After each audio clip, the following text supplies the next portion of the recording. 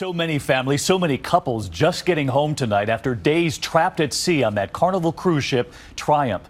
The real triumph, though, those passengers simply getting through it all. The so-called cruise from hell finally docking in Alabama, 5 days after a terrifying engine fire knocked out power and turned that ship into what some called a floating petri dish. There was suffering, fortunately not the casualties of last year's Costa Concordia, but all of it does raise serious questions. And so tonight here, we put a microscope on the industry as a whole. Why was an ultimate rescue so late in coming?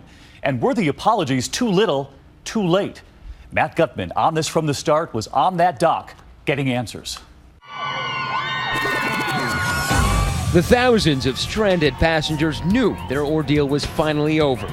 And this morning, they came pouring out of the crippled ship. It was an untriumphant return. We get to go home.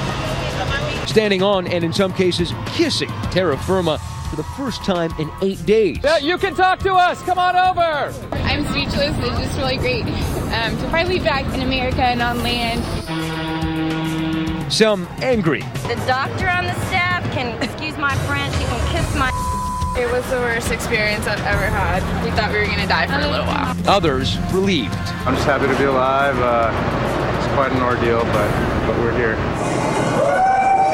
They ran, many wearing bathrobes against the cold, to plant kisses on loved ones, holding on to each other. By the hundreds, they were stuffed onto buses before they could even shower or even change their gritty clothes. Among the first out, Stephanie Stevenson and Rob Mallum. Not just your regular cruisers, they were headed for the tropics for a reason, a romantic wedding at sea. He's in a tie, she's in white. But marital bliss would turn into maritime nightmare early on Sunday morning, 3 days into the cruise. Looked over the side rail and you could see the just billows and billows of smoke coming out of the top of the stack. You scared? I was pretty freaked out. A fire had erupted in the engine room and some passengers go into Titanic mode. They said Alpha Team to the Attention, attention, code Alpha engine room. People take it upon themselves to strap on life jackets and scramble towards the lifeboats. I saw the smoke. I knew good and well there was a good chance the ship would be sinking. The fire had burned out the ship's main engines. The sparkling city on the sea, known as the fun ship you see in these Carnival ads, was now not much more than a 100,000-ton cork bobbing in the Gulf of Mexico. The electricity cuts out. Everything goes dark. Carly Jackson and Jody Adelhauser are jazzercise instructors from Paris, Texas. All of the power shut off at like once, and I was like, oh my gosh, this is like Titanic. The lower decks fill with smoke, engulfing some of the cafeterias. They even see it billowing from the stack. The smoke has gotten worse. Then the air conditioning goes out. Still, the crew assures the passengers that everything is under control. Nothing to worry about, folks. You can wait up on the Lido deck. It's really lovely out there. An automated system extinguishes the fire, but the ship stays dead in the water. By Monday, 24 hours after the crisis began, Carnival decided to tow the ship not to nearby Mexico, but to Mobile, Alabama, because not everybody had passports with them. That added nearly 350 miles and an extra day of hardship for passengers. I'm not liking that. By this time, 2 other Carnival cruise ships had been diverted to deliver food and water to the hobbled vessel. Helicopters were also deployed carrying generators and other supplies on Wednesday. They came in, dropped off water and stuff, but that didn't stop babies from going hungry. That didn't stop other people from hoarding food. Wow. But despite their efforts, conditions aboard the Triumph were deteriorating fast. No electricity, not enough running water, and almost no cell phone service, leaving parents and loved ones on land frantic. I just need to know that she's okay. The ship, 300 yards long, equipped with every amenity, and now the more than 4,000 aboard could only communicate in snippets of text messages. We're in the middle of the Gulf of Mexico. 36 hours into the crisis, no hot food, no hot water, no AC, and the ship was listing. When we were leaning one way, it was kind of a little nerve-wracking. Worst of all, backed up toilets. There was sewage everywhere. We got one flush, one time. 5 days, one flush. 5 days, one flush. For toilets, the ship handed out these red bags. People were using the restroom in little red plastic bags and throwing them out into the hallway. We were in shock. We were like, I'm not using a red bag. The thing is you just don't eat. You just don't eat. To not have to use the red bag, Controlling the colon. You just don't eat. We met a couple that we were talking to that said her husband was laying in bed and just the ceiling fell down on him full of urine, feces, all of that. Yeah. The stench and heat driving people to camp out on the decks. They built tent cities out of bed sheets. We've been shipwrecked for, I guess, 3 days now. ABC News was the first to fly out over the ship on Wednesday. You can tell how powerful the wind is, gusting at 25 miles an hour. Those conditions bringing out the worst in some people. They opened the bar one evening and gave away free drinks, and that was a really bad idea. There were people throwing things over the side of the ship, acting unruly.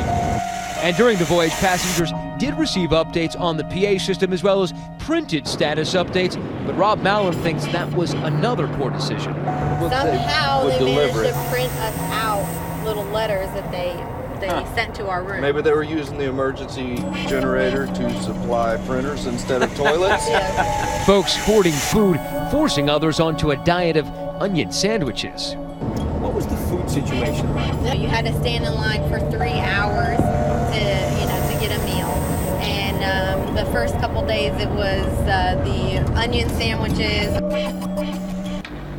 But at least they were steadily, if slowly, being tugged back to the U.S. That's when Mike Padilla finally got through to his wife on the phone, anxiously waiting her return. They think the tug line might have just broken. Passengers say this should never have happened. Just last week, Carnival admitted that there was an electrical problem on the Triump's previous voyage, but said there is no evidence at this time of any relationship between this previous issue and the fire that occurred on February 10th. This is the latest in a string of incidents involving cruise ships. Last year, the Costa Concordia capsized in Italy, killing 32 passengers. And in 2010, another Carnival ship, the Splendor, was stranded for days after another engine fire. Unlike the airline industry, there's no agency regulating the safety operations of cruise lines. Jim Walker is a maritime lawyer.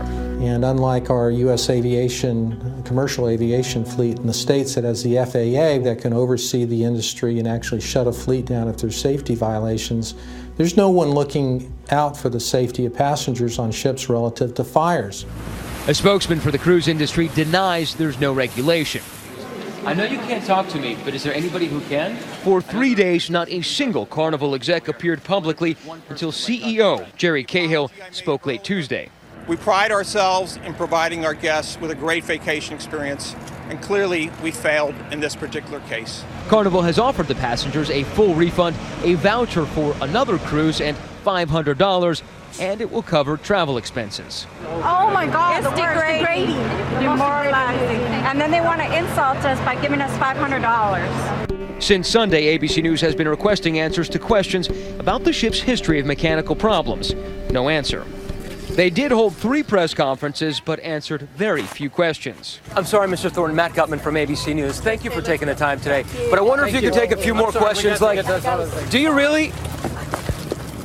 You're running away. We've been trying to track down anybody from Carnival to talk to us. And the company's chief marketing officer, he also retreated. We're on our way. 2 minutes. But one thing that did go right in the end for Carnival was bringing that colossus of a ship up this narrow channel in darkness. And after 8 days at sea, the most precious of cargo delivered back to family members. You guys gonna sleep tonight?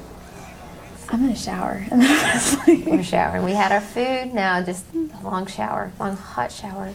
I really want to get home though. And for the newlyweds, a delayed wedding banquet of burgers and fries. This is gonna be the best hamburger ever. Never was there a couple so happy to trade a cruise for a bus. When we got on the bus, we went back and we flushed the toilet just to make sure it worked. And 2 other notes tonight. It's your tax dollars that help pay the price of these rescues by the Coast Guard, leading some to ask tonight, should the cruise lines be paying more? And as for size, the Carnival Corporation owns nearly half the industry, 10 brands, 100 ships worldwide. The industry is still growing. ABC's own parent company, Disney, has 4 ships of its own.